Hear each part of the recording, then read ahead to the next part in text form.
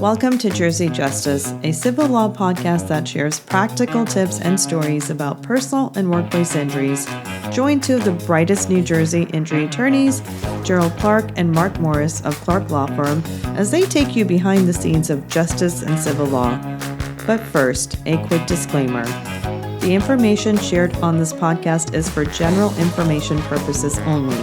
Nothing on this site should be taken as legal advice for any individual case or situation. This information is not intended to create and does not constitute an attorney-client relationship. All right, everyone, welcome back to Jersey Justice, and I am here with Mark, and we're going to be talking about jury verdicts and awards today. And I think this is a topic that would be particularly interesting to our audience because I know people always wonder, well, how is a verdict determined? How does the jury come to an agreement? And how is everything calculated in terms of what they're getting based on their type of injuries, the evidence, and all of the things involved? So welcome, Mark. What can you tell us about jury verdicts in New Jersey? Sure. Thanks, Dimple. So a lot of times first to get to a jury verdict where we're talking about something like damages is if liability is an issue, and by liability, I mean who's at fault. Give the example of a car crash. Say someone ran a red light and there's a dispute. Did the defendant, did the person who's getting sued run the red light? Or did the plaintiff, the person who's bringing the lawsuit, run the red light? So question number one would be, has plaintiff proven by a preponderance of the evidence? And the word is preponderance of the evidence, which is 51%, or it's like 50.00001%. It's not like you see in criminal cases where it's beyond a reasonable doubt, which is, I don't know the percentage for that one because I don't need to. We don't do criminal. But jurors, that's something that we always make clear is preponderance of the evidence. Is it more likely than not? Is it probable? So question number one would be, if liability is in dispute, is it more likely than not, or has plaintiff proven by a preponderance of the evidence that defendant was negligent? And if we get past that question, and question number two would be, has defendant shown by a preponderance of the evidence that the plaintiff was negligent? Say there was a dispute that the plaintiff did something wrong. Almost always it's the plaintiff's burden of proof, but if defendant's trying to show that the plaintiff was negligent, they would need to prove that element of the case, if that makes sense. And so if the plaintiff is 50% or less at fault, then they get a recovery. That recovery just would be discounted by whatever percentage of fault is assigned to them, if it's assigned at all. I know that this is like fascinating stuff, talking about how percentages get assigned for liability or what. But if we get past all that and then we're into the damages question, usually what it's going to say is it's going to be a line item, and it'll say what amount of money will fairly compensate plaintiff for their harms and losses in this case. And sometimes we'll get to delineate out or like space out the pain, the suffering, loss of enjoyment of life. And it's kind of wild. I know we've said this in the past, or I've talked about it, but in New Jersey, in a lot of states you can, but in New Jersey, you can't suggest a number to the jury. So I can't be like, ladies and gentlemen, my client was catastrophically injured, award her, $5 million. Can't do that. Like, I would just basically have to present the case and then leave it up to the jury to come up with an idea of value. And there is something, it's called a time unit analysis, which I think New Jersey's kind of unique for having that. Maybe some other states do.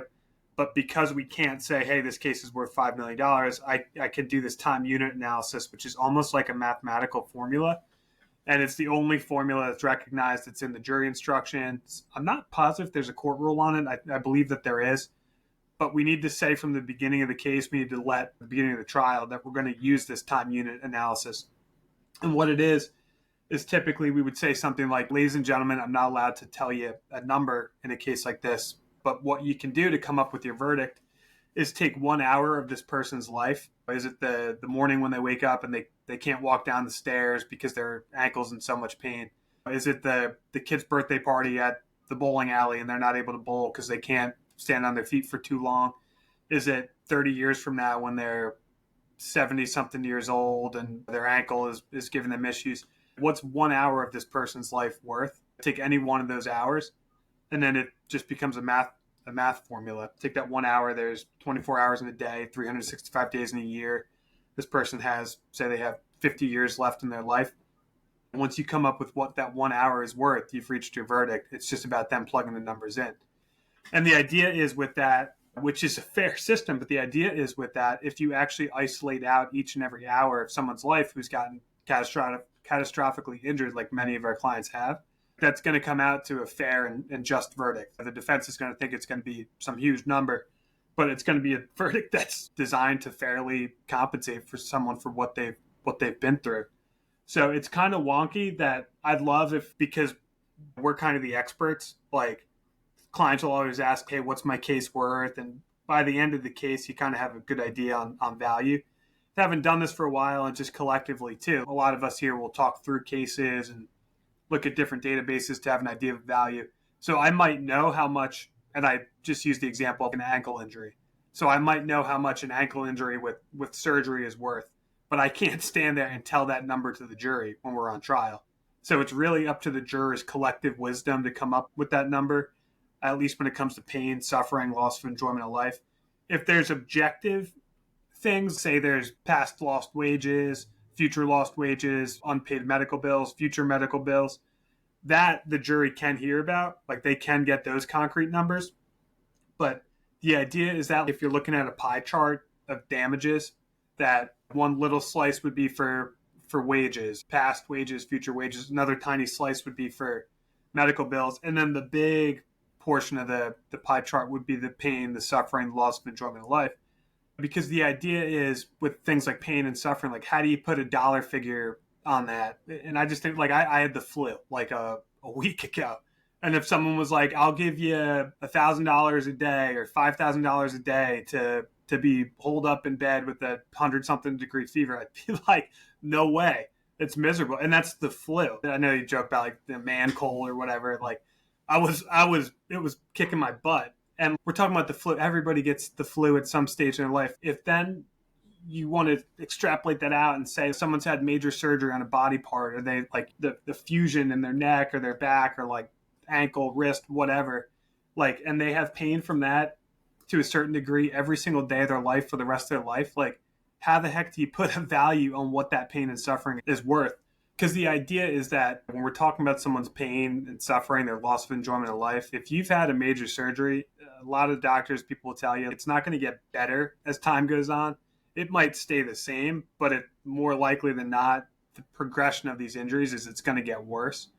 So we always kind of like to let jurors know and remind them that they're not just giving an award for that day. They're not just giving an award for what that person's been through. It's supposed to compensate them for the rest of their life, which is a tough thing to do. I don't have a crystal ball. No one has a crystal ball. That's why it goes back to that standard of preponderance of the evidence. Is this person's injury going to get better over time? Probably not. Could it? Maybe. But that's not the standard. It's probably. Is it going to get worse or stay the same? Probably is. Much more likely than not it is. So the idea with verdicts is it's supposed to be just compensation. It's supposed to be fair. I think one of the things you ask, like, how does a jury come up with a verdict? That's why we talk about the cross section of the community, everyone's collective wisdom. You might have teachers, engineers.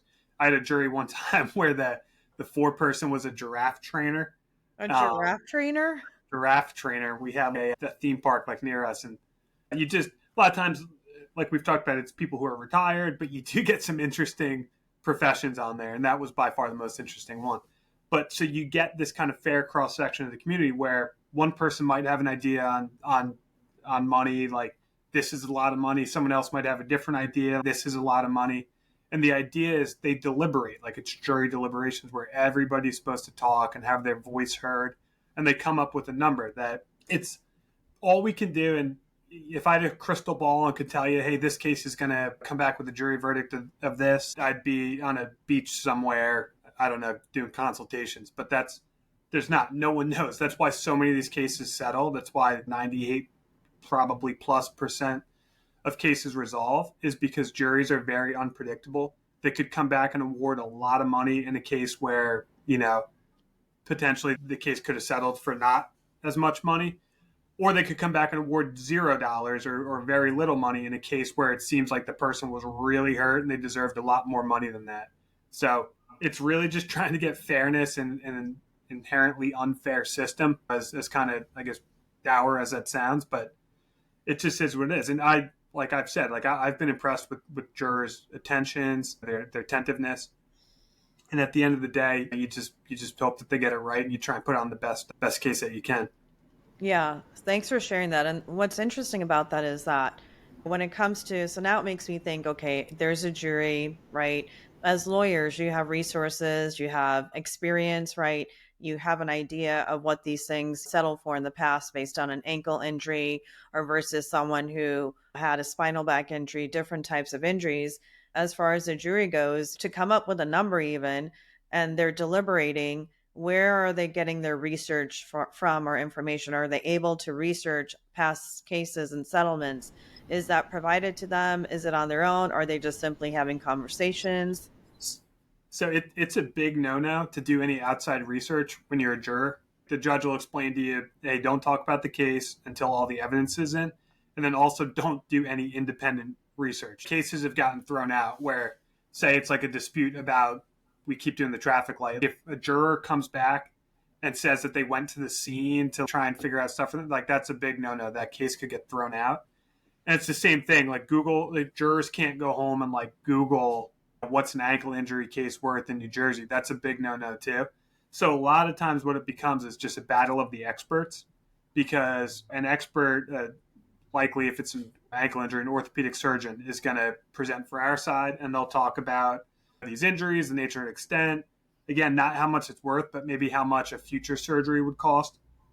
And the expert will paint a picture of what the prognosis is for that injury and what the kind of the future holds. And then the defense will have an expert that will do almost always the opposite. That will downplay the injury. They'll say, sometimes they might argue it wasn't even caused by the crash or the fall or whatever it may be. They'll argue that it wasn't caused by the incident that we're here for. And then they'll almost certainly argue that there's been an excellent recovery. And I get that in almost every case.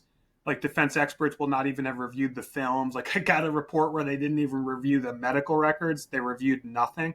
And the defense doctor concluded that the client made an excellent recovery and he's got no long-term issues from it without looking at a single record, a single medical film or what.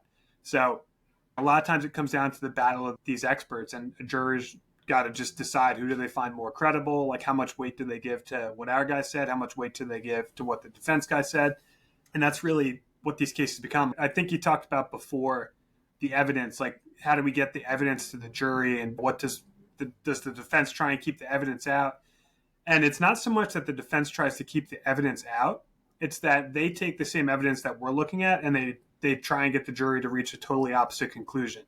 Like one of the classic examples, a case Jerry and I tried, it was my first trial.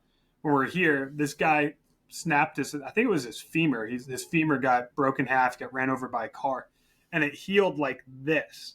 Like the bone, literally, it's called in bayoneted fashion, where the bone healed on top of the other bone. And the defense expert, obviously our expert, said that's not good. There's calcification there. That's very painful. It's going to cause him issues. Sure enough, the kid was like 20 years old and he walked with a cane.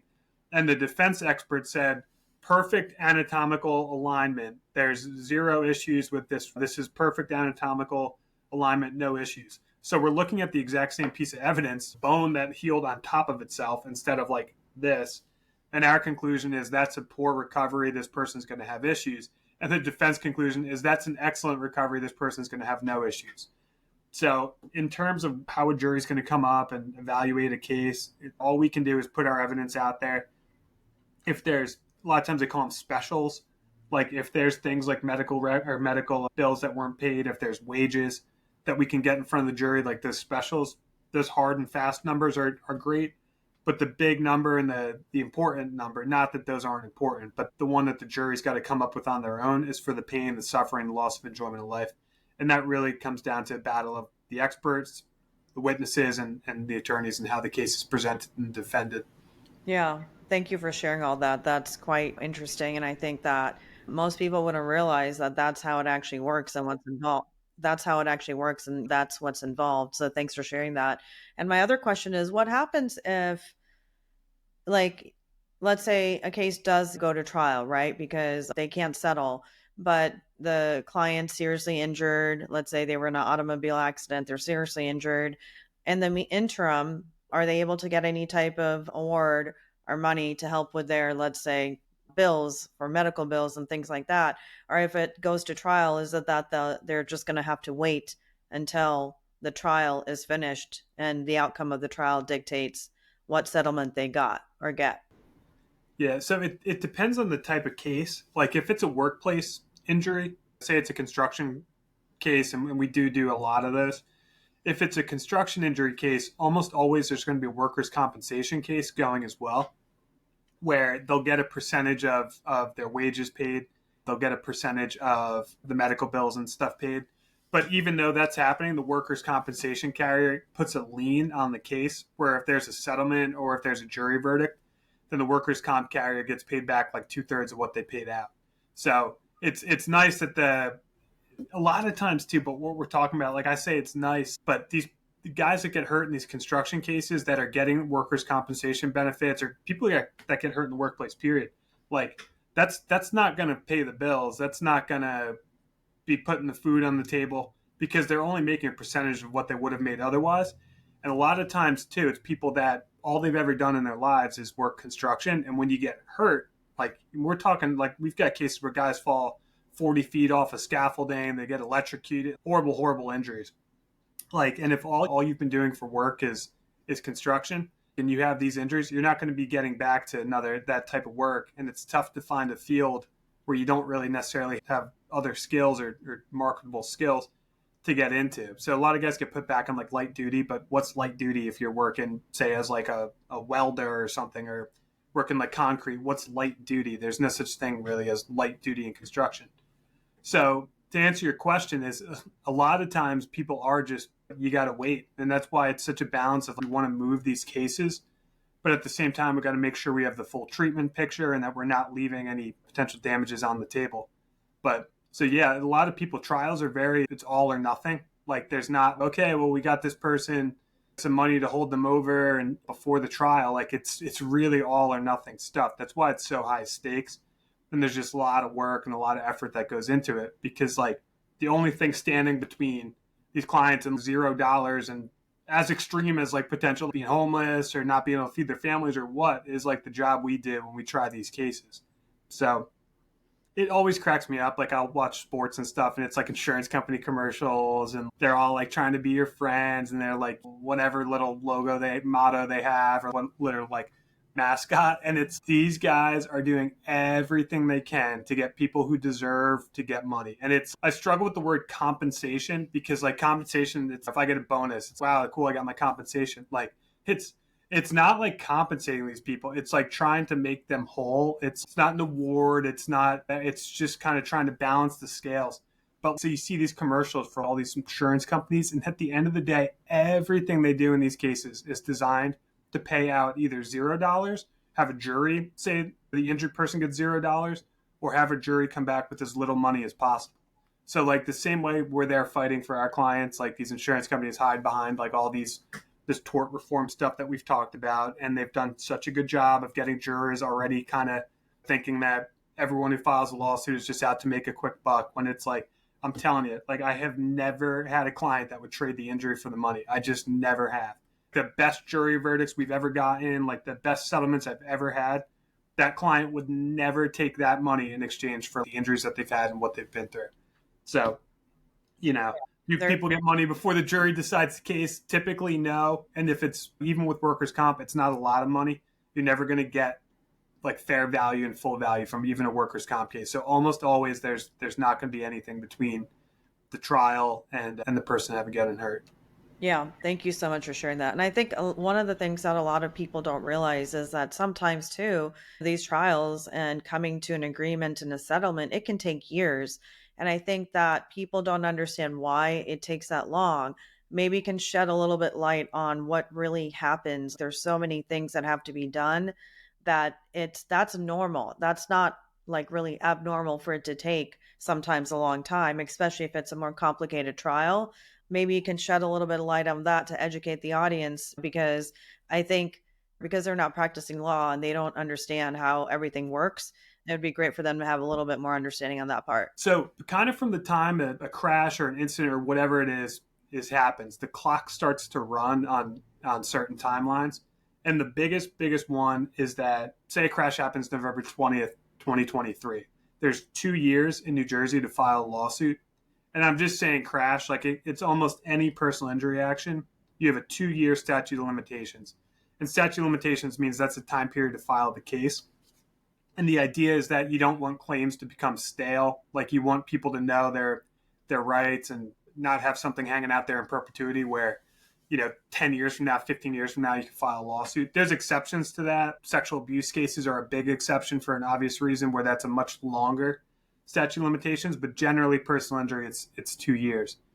So the idea becomes, because it's a balance between moving the case, getting to a jury, getting a verdict and all that, and also making sure that we know what the full picture is with the damages, because you don't get to come back and do it again.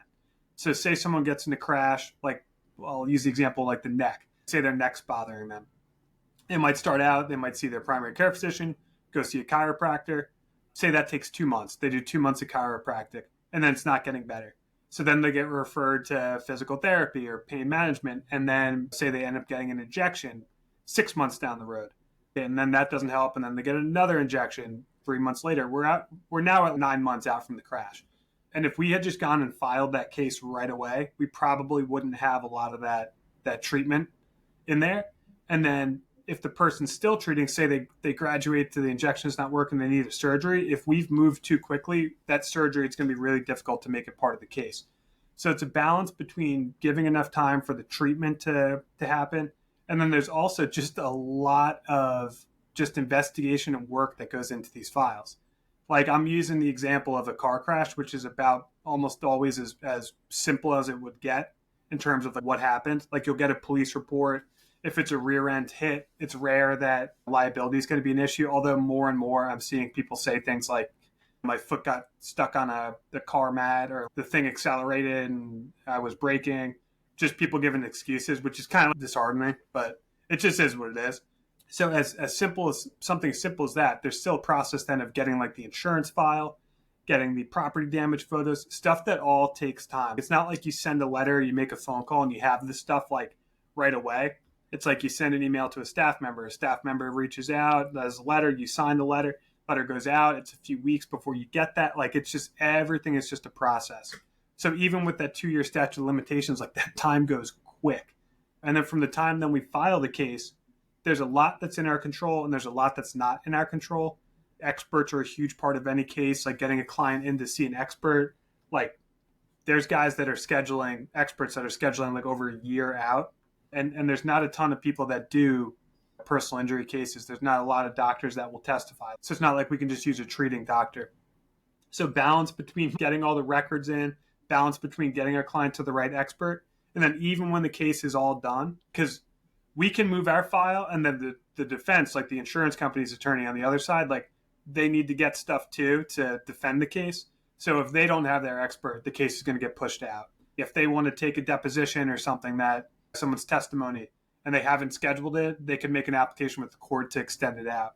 So you got two sides trying to prep their case and get everything they need. You've got a client that's still treating oftentimes that you want to make sure everything's in there.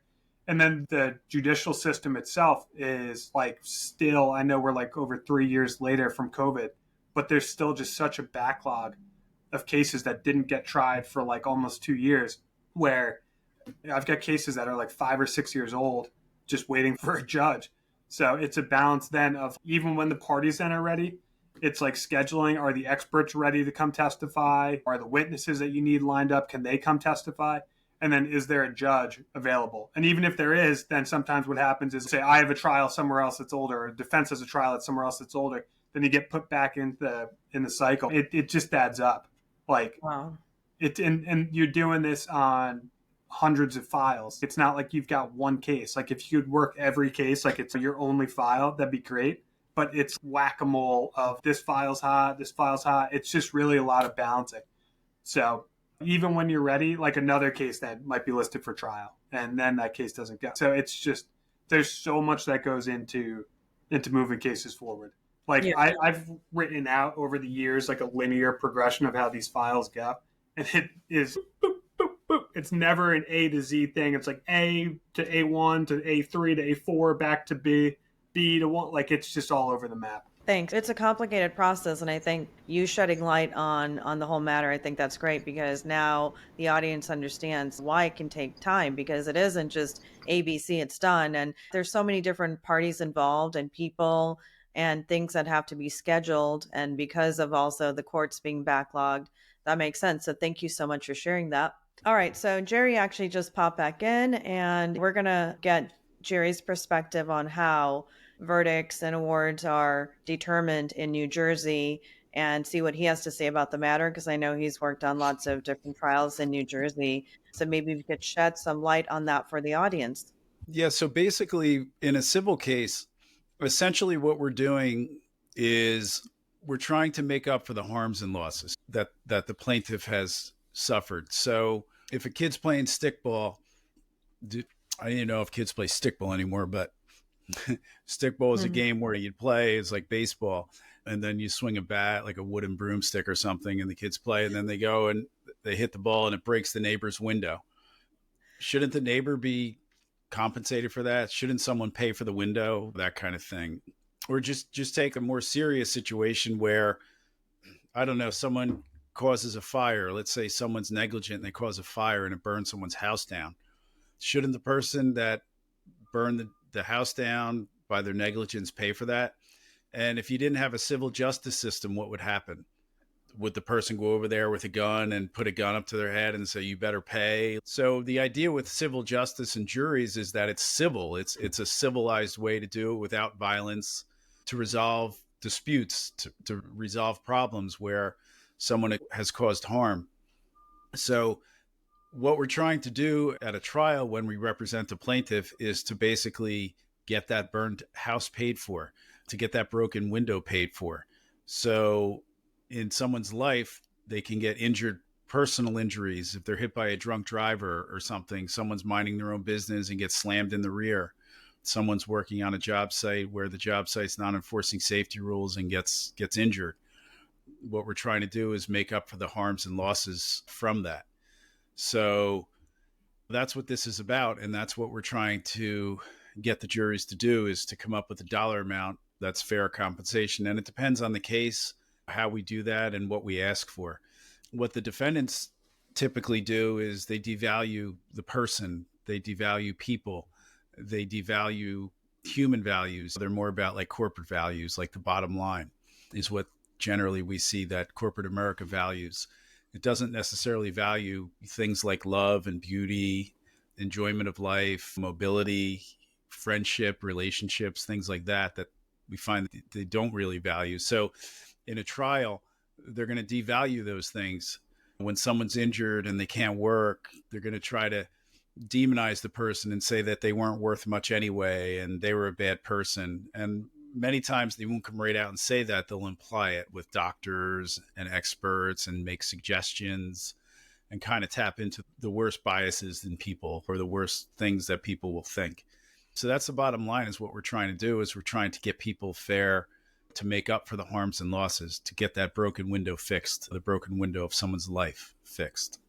And what happens if there is a settlement and as attorneys, you guys think that is totally way off base of what the settlement should have been? Have you ever had that happen, and what's the recourse on that? Well, I mean, to get the kind of the language right, a settlement is where the parties agree we're going to resolve this by this amount. And then there's a jury verdict. The jury verdicts aren't ordinarily called settlements, but the cases can settle after a jury gives a verdict. But if the verdict is too low, you can try to appeal it. You can make a motion with the judge for a new trial, different things like that. And the defendants often will file motions if they think the verdict's too high, or they want to try to get less money, or they think they can get a more favorable ruling from a judge. They can ask a judge to throw out a verdict. So if they think they have a favorable judge, they might try that. A lot of times they'll just keep trying to wear down the plaintiff and their lawyers by, even if they get a good verdict, is to appeal. In our situation, if we get a good verdict, we will fight really hard on appeal to do that. We have never received a verdict that was appealed and didn't fight that hard and on appeal. So we're not afraid to try cases, and we're not afraid to take appeals where it's warranted. Thank you. And we were talking earlier before you came in, we're also talking about the jury and how they go about determining the amount of the award, right? And of course, they're not allowed to Google anything, they're not allowed to research anything. So I almost feel like it's so important to get like a jury that is the right jury for that particular trial, because imagine if you get a jury that maybe all of them are unknowledgeable about having any idea on how to put a value on all these things. So like loss of wages and having to have surgery and all these things. I just can't imagine what would happen if there's a jury that just all they're not very sophisticated in determining the right number based on the injuries, the evidence, everything that happened in terms of the plaintiff's life that's injured. Yeah, that's why you want to pick a jury that you think will be able to appreciate those things. And that's why you want to hire a good lawyer that knows how to do that. A case, some people ask, hey, what's my case worth? Or what's this case worth? Or what do you think the case is worth? Well, a lot of the value in a case determines on what lawyer you get. You get a lawyer that's not too experienced, doesn't have a good track record, your case could be worth many times less than it could be with a different lawyer.